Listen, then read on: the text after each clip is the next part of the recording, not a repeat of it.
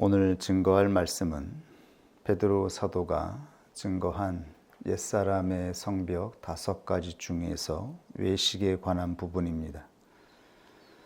이 외식에 관하여서는 예수 그리스도께서 직접적으로 비판하시고 심판하신 것을 자주 볼 수가 있습니다. 그리스도는 그 무엇보다 바리새인과 율법학자들의 외식을 비판하시고 책망하셨습니다.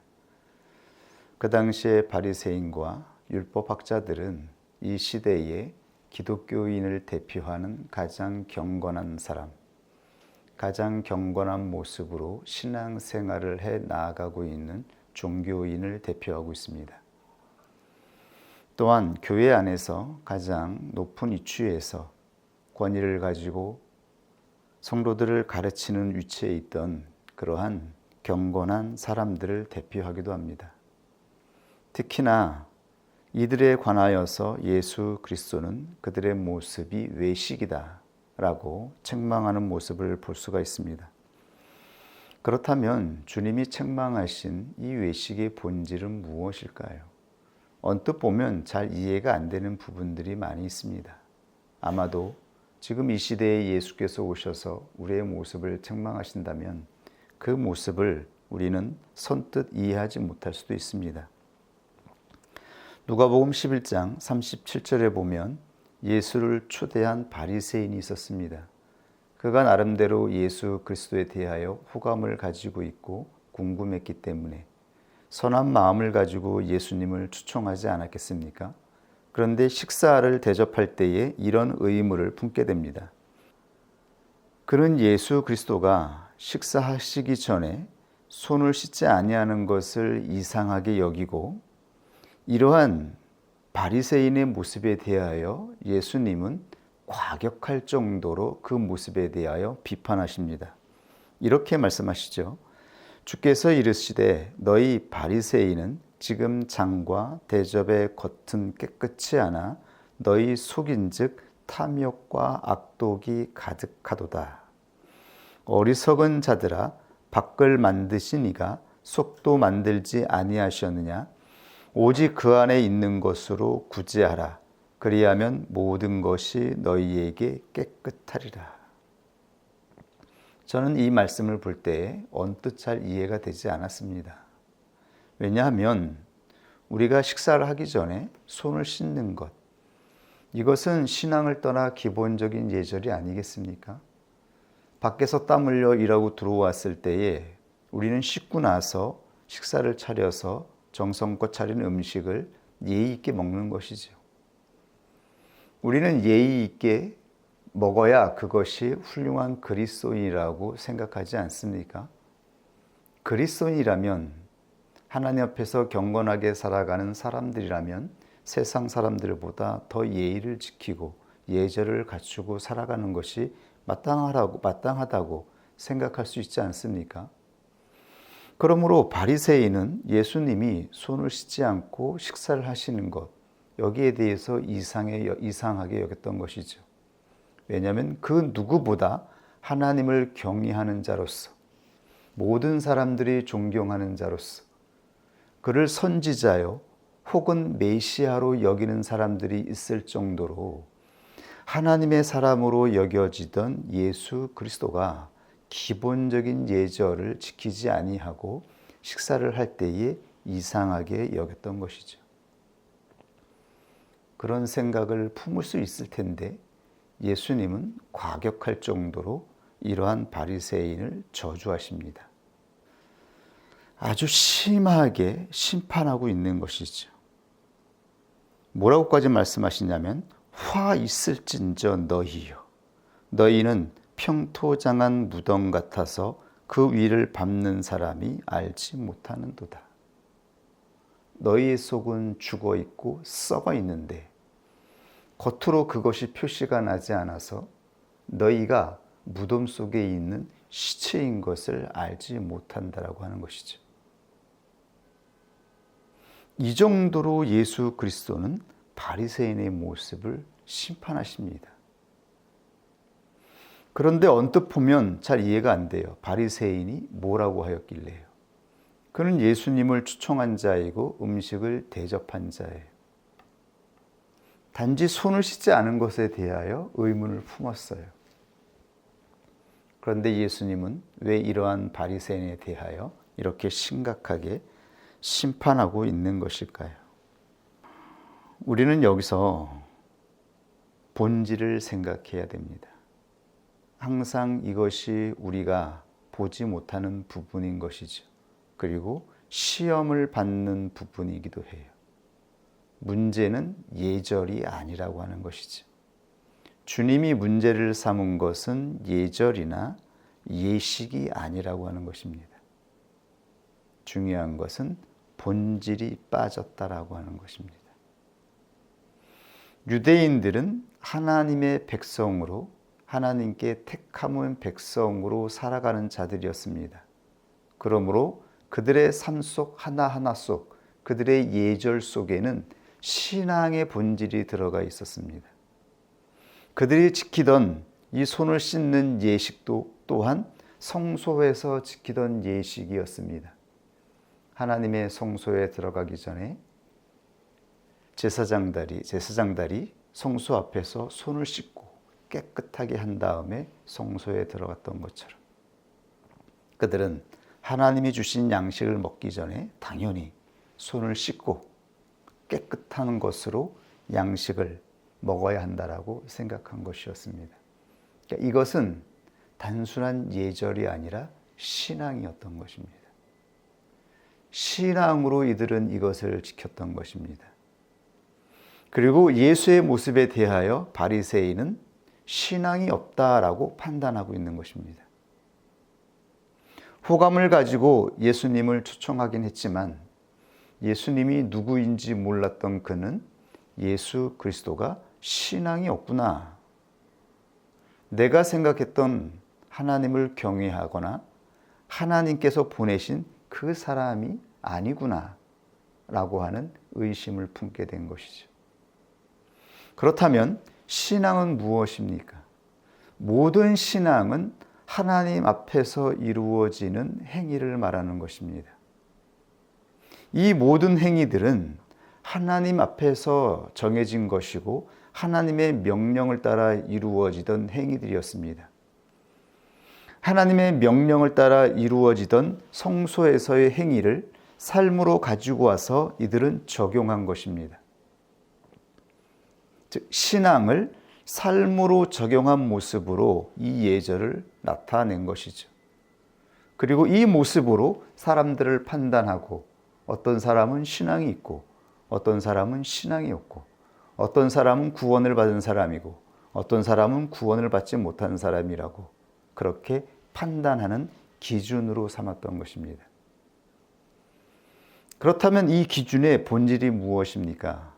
그것은 하나님 앞에서 하나님을 향한 믿음을 가지고 행하느냐, 이것이 본질인 것이죠. 예수님은 왜 이 바리새인을 비판하고 책망하시고 화 있을진저라고 저주까지 하셨습니까? 정작 신앙이 없는 것은 바로 너희들이다. 너희들은 겉으로는 예절을 지키면서 이 예절이 신앙의 적용으로 하는 것으로 말하면서 그 예절을 가지고 사람을 판단하지만 정작 너희 안에는 하나님이 없다라고 하는 것입니다. 하나님이 없는 자가 하나님으로 오신 예수 그리스도를 판단하고 있는 것입니다. 어찌하여 너희가 하나님의 아들로서 이 땅에 온 나를 하나님이 없다라고 판단하느냐라고 주님께서 진노하고 있는 것이죠. 이것은 주님의 진노입니다. 너희가 주인을 판단하느냐, 주인을 심판하고 있느냐라고 말하고 있는 것이죠. 나를 믿지도 아니하고 나를 존경도 하지 아니하면서 너희는 너희의 모습으로 신앙이 있는 것처럼 모든 사람들을 판단하고 있다라고 말씀하고 있는 것이죠. 그러므로 주님은 42절에서 이것도 행하고 그래 예절도 지키고 저것도 버리지 아니하여야 할지니라. 즉 너희 속의 본질, 하나님을 신앙하는 그 믿음이 본질이고 그 본질에서 나오는 행위가 예절인 것처럼 이 두 가지가 같이 이루어져야 한다라고 말씀하고 있는 것이죠. 밖을 만드신 이가 속도 만드셨습니다. 어느 것이 더 중요하다라는 의미가 아니라 이 두 가지는 하나인 것입니다. 하나가 되어야 하는 것이죠. 그런데 사람들은 간혹 이것을 분리해서 생각합니다. 분리해서 신앙생활하는 것, 이것을 이원론자들, 이단으로 정죄받았던 영지주의자들, 우리의 외적인 육신의 삶에 대해서는 더러운 것, 이것은 악한 것이라고 여기고 속만 깨끗이 하면 된다라고 생각했던 자들.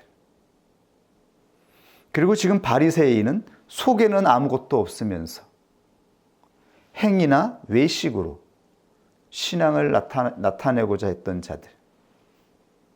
그리고 신앙이 있는 것처럼 자신의 권위를 나타냈던 자들을 향하여 하나님은 책망하시고 심판하고 있는 것이죠. 이것을 외식이라고 말씀하고 있습니다. 본질 없이 행위를 가지고 있는 것. 그러므로 우리 안에 본질이 있어야 된다. 신앙의 본질은 바로 하나님이시다. 그러므로 너희 안에 하나님이 있느냐? 정말 하나님 앞에서 말하고 하나님 앞에서 행동하는 것이냐? 그것으로 너희들이 정말 예절을 나타내는 것이며 사람들을 향하여 판단의 말을 하는 것이냐고 묻고 있는 것입니다. 그렇다면 주님이 보시는 안에 있는 것은 무엇입니까? 지금 주님은 바리새인들 안에 무엇이 없다라고 지금 말씀하고 있는 것인가요? 그것은 바로 마음이었습니다. 너희는 마음이 없다. 마음은 없는데 행위를 나타내고 있구나. 그리고 그 행위로 하나님의 마음을 가지고 오신 예수님을 비판하고 있구나. 이렇게 말씀하고 있는 것이죠. 주님은 우리의 마음을 보십니다. 그러니까 신앙생활은 마음으로 하는 것이라고 말씀하고 있는 것이죠. 그리고 그 마음이 외적인 형식이나 예절로 나타낸다면 그것은 너무나 훌륭한 것이 되겠죠. 그런데 우리는 그러면 이 마음을 찾는 것이 쉽지가 않아요. 왜냐하면 우리 안에는 수많은 것들이 있어요. 그냥 편하게 설명하자면 마음이라고 하면 이 마음 안에 떠돌아다니는 모든 생각, 감정들입니다. 근데 우리의 마음은 바다와 같다라고 말하잖아요. 바다는 너무나 깊고 넓어서 그 안에 무엇이 있는지 다 헤아릴 수가 없습니다. 그리고 깊으면 깊을수록 어두워서 보이지가 않습니다. 내 자신조차 내 안에 마음의 깊은 바닥에 무엇이 가라앉아 있는지 다 알 수가 없습니다. 그냥 어느 순간 건들면 그게 나오죠. 없다라고 생각했던 생각, 감정들이 나올 때가 있어요. 그리고 씻어냈다라고 생각했던 생각과 감정들이 나오기도 해요. 어떠한 상황이 됐을 때 내 마음에 무엇인가 충격이 가해지고 접촉이 가해졌을 때에 우리 안에 내가 생각도 못했던 감정들이 휘몰아치고 그 생각과 감정으로 인해서 혈기와 분노가 나고 이루 말할 수 없는 이 마음에 뒤틀린 것들, 이 마음 안에서 휘몰아치는 것들이 나옵니다. 우리의 마음에 도대체 무엇이 있는지 다 알 수가 없어요. 그런데 주님은 마음으로 신앙생활을 해야 된다라고 말씀하고 있었습니다. 바리새인들을 향하여 너희는 마음 없이 예절만 지금 따지고 있다라고 말씀하고 있어요. 마태복음 15장 7절 이하에 주님이 이들을 향하여 이렇게 말씀하셨죠. 외식하는 자들아, 이사야가 너희에게 대하여 참 예언하였도다. 일러스되 이 백성이 입술로는 나를 존경하되 마음은 내게서 멀도다. 즉 마음이 없다. 입술과 예절로는 하나님의 법도와 계명을 지키는 것 같은데 마음은 없다라고 말씀하고 있는 것이죠. 그런데 이 마음은 무엇입니까? 우리 안에 수많은 생각과 감정들이 있는데 이것을 말하는 것인가요? 어떻게 이 안에서 우리가 마음을 찾을 수 있습니까? 신앙의 본질은 마음을 지키는 것인데, 그리고 마음을 깨끗하게 하는 것인데, 맞습니다. 우리의 마음을 지키고 마음을 깨끗하게 하는 것입니다. 그러면 무엇으로 마음을 지키고 무엇으로 마음을 깨끗하게 하라고 하는 것인가요? 핵심이 무엇일까요? 여러분들은 이 말씀을 들으면서 지금 하나님이 말씀하시는 마음, 주님이 말씀하시는 마음이 무엇이라고 지금 해답을 얻고 계신가요? 주님이 말씀하시는 이 마음의 본질이 무엇인지 그 해답을 찾으셨습니까?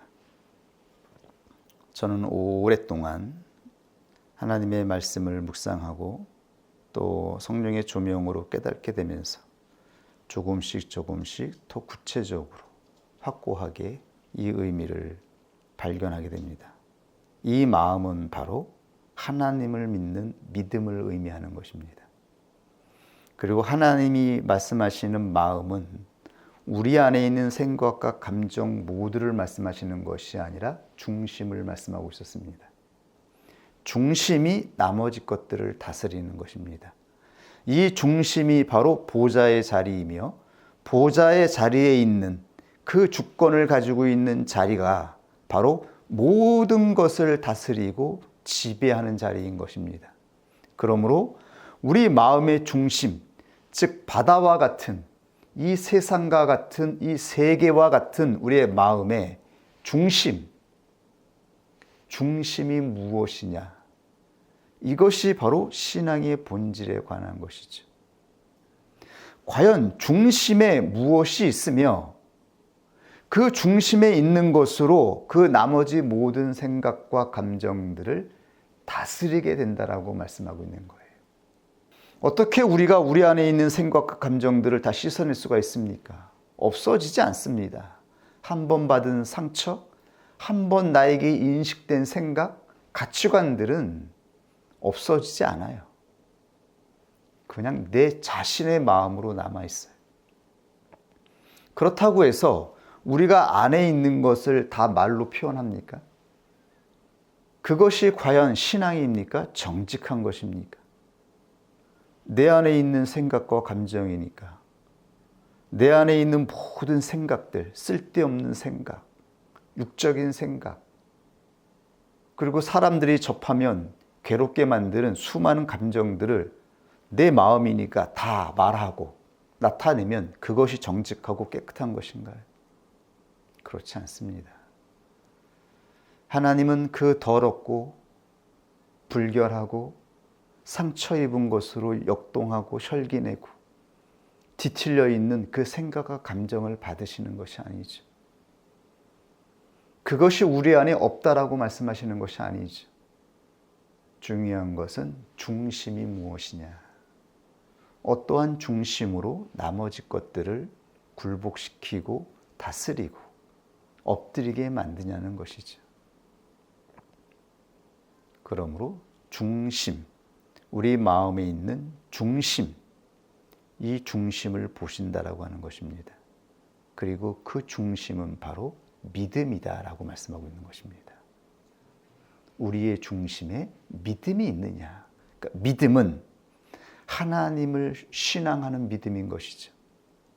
그러나 우리의 의지조차 하나님을 경외하고자, 하나님을 신뢰하고자 내는 이 의지조차 부패되어 있기 때문에 이것으로는 구원을 얻을 수 없으며 우리의 마음을 다스릴 수가 없다라고 하는 것. 그러므로 전적으로 부패되었다. 사람의 의지로는 구원을 받을 수 없다라고 말씀하신 것입니다. 그러므로 하나님이 보시는 중심은 하나님의 믿음. 이 하나님의 믿음은 예수 그리스도가 그 마음을 가지고 오셔서 보여주셨으며 십자가에서 죽으시고 성령을 보내어 주셔서 우리 안에 새 마음과 새 영을 주신 것입니다. 그러므로 우리 안에 예수 그리스도의 믿음이 있느냐?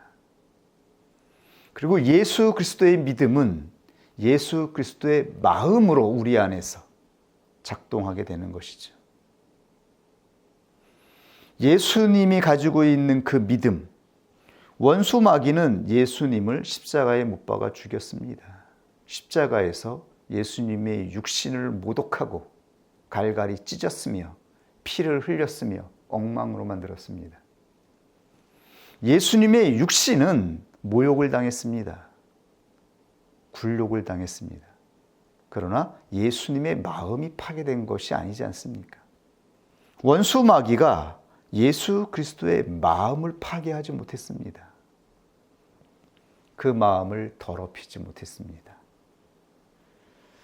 그러므로 우리의 육체는 상할 수 있고 괴로울 수 있으나 우리 안에서 수많은 감정과 불행과 고통의 감정들이 요동할 수 있으나 그러나 우리의 중심에 있는 믿음을 빼앗기느냐?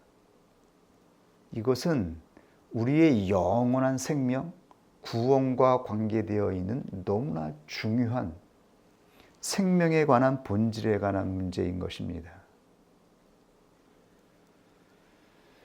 힘들고 괴로운 마음으로 우리의 마음의 바다가 요동칠 수 있죠.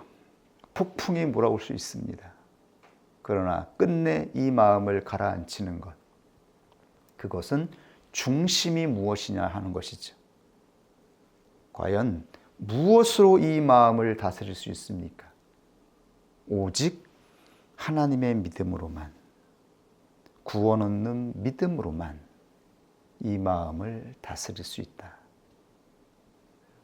그리고 이 마음으로 신앙생활을 하는 것이냐? 이 마음으로 너희의 삶을 나타내고 있느냐라고 말씀하고 있는 것이죠. 바리새인들은 이 믿음을 잃어버렸습니다. 겉으로는 하나님을 경외하는 것처럼 보이고 경외한다라고 말하며 하나님의 계명을 삶으로 적용하여서 살아가는 모습으로 모든 사람들의 지도자로서 살아가고 있었지만 그러나 그들 안의 중심에는 하나님을 믿는 신앙이 없었다라고 말하는 것입니다. 하나님을 신뢰하여서 마지막 결정권, 내 모든 감정과 생각들을 부복해야 하는 이 결정권을 그 믿음 안에서 놓은 것이 아니라 자기의 의지로, 자기 생각대로, 자기가 중심이 되어서 살아가는 자들이었다라고 말씀하고 있는 것이죠. 무엇이 내 진짜 마음일까요? 무엇이 진짜 내 생각입니까? 다 내 생각 아닙니까? 불쾌한 감정, 의문의 감정, 불신의 생각, 다 내 것 아닙니까? 다 내 안에 있는 것이 아닙니까? 내 안에서 벌어지는 것들입니다. 상대방을 믿을 수 없고 이 관계성이 하나님 안에서 주어진 것임에도 불구하고 고통과 괴로움으로 끊어내고 싶고 미워하는 마음, 싫어하는 마음 다 우리 안에 있는 것이죠. 그런데 무엇이 진짜 내 마음입니까? 어떻게 해야 합니까? 지금 우리는 어떻게 이 마음을 해야 되는 것입니까? 진짜 마음을 찾아서 바닷속을 들어가면 그 안에서 진짜 마음을 찾을 수 있습니까? 다 내 마음이 아닌가요? 이것도 내 마음이고 이것도 내 마음이고 이 생각도 다 내 생각인데 여기에는 옳은 생각도 있고 그른 생각도 있고 모든 것이 다 섞여 있어요. 그러므로 무엇을 찾습니까? 고민해봤자 심각하게 괴로워하면서 수도 없이 생각해도 내 자신의 진짜 마음을 찾아보려고 찾아도 무엇을 찾을 수 있습니까? 방황인 것이죠. 그것은 진짜 마음을 찾는 것이 아니라 그러므로 그리스도인들은 그냥 결정하는 것입니다. 하나님이 주신 이 믿음을 내 중심 가운데에서 내려놓지 않고 내 중심의 이 믿음으로 정하여서 나아갈 것인지, 아니면 믿음이 아닌 내가 가지고 있는 내 의지, 내가 괴로운 이 감정으로 그냥 나아갈 것을 선택하든지 결정하는 것입니다. 다 내 생각이며 내 마음입니다. 우리는 중심을 결정하여서 나머지 것들은 다 복종시키는 것입니다. 내 안에 있다라고 하는 것을 인정하는 것입니다. 그러나 내 안에 잠들어 있는 이것들을 마지막 심판의 때까지 내 입을 통하여 내 행동을 통하여 발산되지 않도록, 표출되지 않도록 다스리는 싸움을 하고 있는 것입니다. 우리 안에 하나님이 주신 믿음이 있다라고 생각된다면, 그리고 이 믿음이 구원 얻는 믿음이며 하나님이 전적인 은혜로 나에게 주신 것이라고 그렇게 믿고 있다면, 이 믿음을 나의 중심 가운데에서 하나님의 믿음으로 여기며 붙잡고 있을 것인지, 아니면 이 믿음을 버릴 것인지 결정하는 것이죠. 그러면 그 중심으로 우리의 마음, 이 바다 같은 마음은 그냥 평정이 되는 것입니다. 그것이 중심이며 주권인 것입니다. 우리의 마음의 중심에 과연 주권이 무엇이냐? 내 생각과 내 의지가 내 마음의 주권을 가지고 있느냐? 다스리는 권세를 가지고 있는 것인가? 그것으로 과연 나는 살아갈 것인가? 그것으로 내 영혼이 구원을 받을 수 있다라고 생각하는가? 그렇게 나아간다면 하나님 없이 자기 인생을 자기가 살아가는 삶을 선택하는 것이죠. 아니면 하나님이 주신 믿음, 이것이 선물임을 감사해 하며 하나님의 놀라운 은혜임을 감사해 하며 이 믿음을 내 중심에 두고 이것을 지키기 위해서 싸우면서 나아갈 것인지를 결정하는 것입니다. 매 순간 우리는 신뢰와 불신, 정직과 거짓, 하나님이 주신 은혜와 우울함, 좌절감, 이 둘 중에 하나를 결정하여서 내 마음을 다스리는 것입니다. 그러면 우리의 마음은 그 중심을 따라 이루어지는 것입니다. 이것이 마음의 법칙인 것 같아요. 중심이 결정되면 나머지 모든 것들은 그 중심을 따라오게 되어 있습니다. 그렇다고 해서 없어진 것이 아니죠. 또 어느 순간 어떠한 사건으로 그러한 감정과 생각들이 올라올 수 있습니다. 그러나 그 모든 것들은 예수 그리스도 안에서 정죄받았습니다. 우리의 육신을 가지고 살아갈 동안만 우리가 가지고 있는 것입니다. 하나님 나라 들어갈 때에는 그 모든 것들은 불로 소멸될 것이며 하나님이 주신 믿음으로 만들어진 새 마음을 가지고 우리는 하나님 나라에 들어가게 될 것임을 믿습니다. 이 마음이 우리 안에 있는 진정한 하나님이 주신 믿음임을 다시 한번 확인하여 외식하는 자가 아니라 하나님 앞에 믿음으로 살아가는 자로서 다시 새 마음으로 시작할 수 있기를 원합니다. 우리 하나님이 주신 말씀 앞에 함께 기도하겠습니다.